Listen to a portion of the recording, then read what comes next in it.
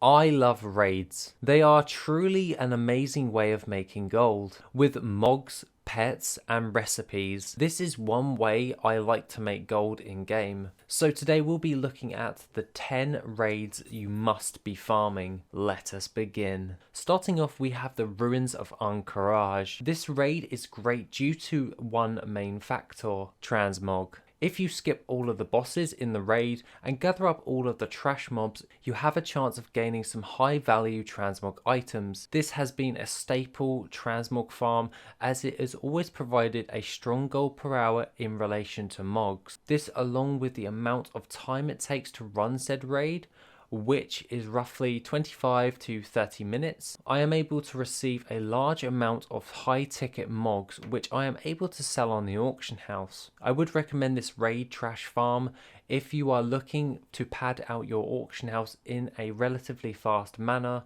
and as such this is why I've placed it first on this list. Next up at number 2, we have the raid Blackwing Lair. This farm is best done on a skinner as a lot of the mobs within said raid are skinnable, providing black dragon scales, thick and rugged leather, though you are able to get additional dragon scales of varying colours off of the boss Cro-Magus as a side note. The main reason I love this raid is also the chance to get some rare old world recipes which can be a nice uptick for when doing this farm. Along with that, Nefarian has a 0.2% chance of dropping the Orb of Deception. This is perfect as a nice little bonus along with a reasonable amount of transmog that comes along with this raid. Following on to this is the Serpentshrine Caverns. This raid has a chance of dropping some decent transmog, but the main reason is to farm the battle pets from this raid. These are the Coilfang Stalker,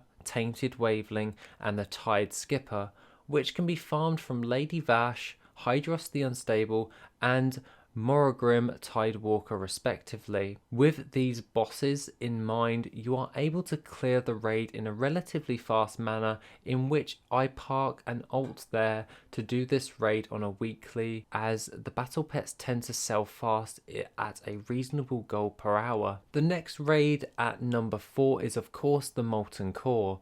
I love this raid as I am able to farm dark iron ore from the deposits around the raid, along with slaying the molten destroyers for the blood of the mountain. The way I prefer farming this raid is to run and reset it 9 times, and upon my 10th run I will do a full clear. This is because Ragnaros also has a 0.2% chance of dropping the Orb of Deception, which also can bolster the amount of gold value I have on the auction house. I also do a full clear not for gold farming, but for the last binding I need for Thunder Fury as a side note. Coming in at number 5, we have one of my go-to gold farms for high ticket items. Located on the Isle of Quel'Danas, the Sunwell Trash Farm is great for high gold value, transmog and recipes for the Burning Crusade. This is one raid I prefer doing due to it always being reliable for myself in making long-term gold. However, you are able to do a full clear for the battle pets from the bosses, but in my opinion it is not worth my time and I prefer to farm only the trash mobs for these items. Though one raid which is at number 6 has some great battle pets for farming.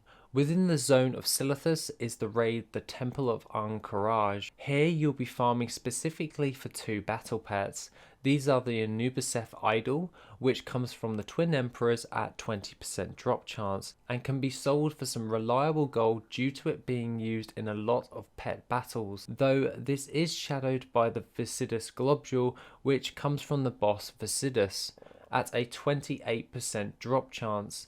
This battle pet is quite easy to get, and only if you are able to defeat the boss, which will require you to use ice damage to freeze the boss and shatter him. My preferred way is to use the enchant Elemental Force, which does the job quite nicely, in which I apply it to a low level sword, and thus I am able to defeat said boss. Next up at number 7, we have an oldie but a goodie. This is the Karazhan raid farm. This can either be farmed for just the trash drops, which can provide some great transmog and really high value recipes, or can be farmed for the battle pets, which are the Fiendish Imp, Little Bad Wolf, Menagerie Custodian and the Neverspace Abyssal. The one of note is the best for rate of sale and a reasonable gold value is the Little Bad Wolf, as it is used for quite a few pet battles, increasing the demand for this pet. Following on to this and keeping battle pets in mind is the raid the Siege of Orgrimmar. This is farmed on normal mode or higher, but is not required. The pets of note are the Blackfuse Bombling, the Droplet of 𝐂𝐨𝐺𝐵 and 𝐂𝐨𝐺𝐵𝐭. All of these battle pets can go for some stupidly high amounts of gold, but take note that the drop chances for these battle pets can differ and range from 0.7 to 1.1 of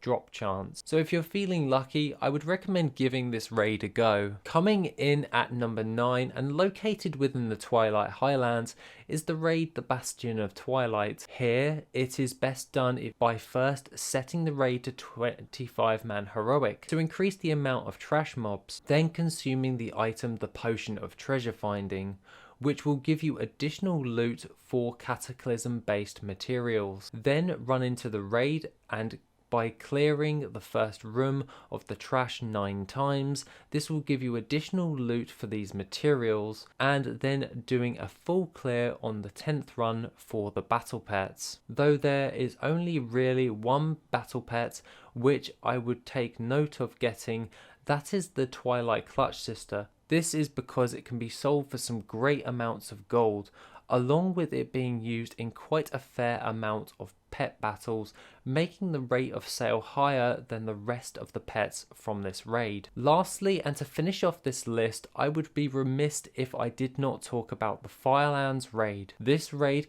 brings in some amazing gold. This is because if you set it to 25-man heroic, along with the Potion of Treasure Finding, and making sure you have a Skinner, you are able to maximize the amount of cataclysm based materials you obtain, using the same method of 9 runs and resets, and then finishing with a full clear. However, if the materials are vastly better, I will go for the full clear and keep farming only the trash mobs, so I am able to do this repeatedly over every hour. And as such, this is why I have placed it at number 10 on this list. Other than that, guys, that is pretty much my pick for the 10 raids you must be farming. Have a wonderful rest of the day, and I shall see you in the next video, which will be soon.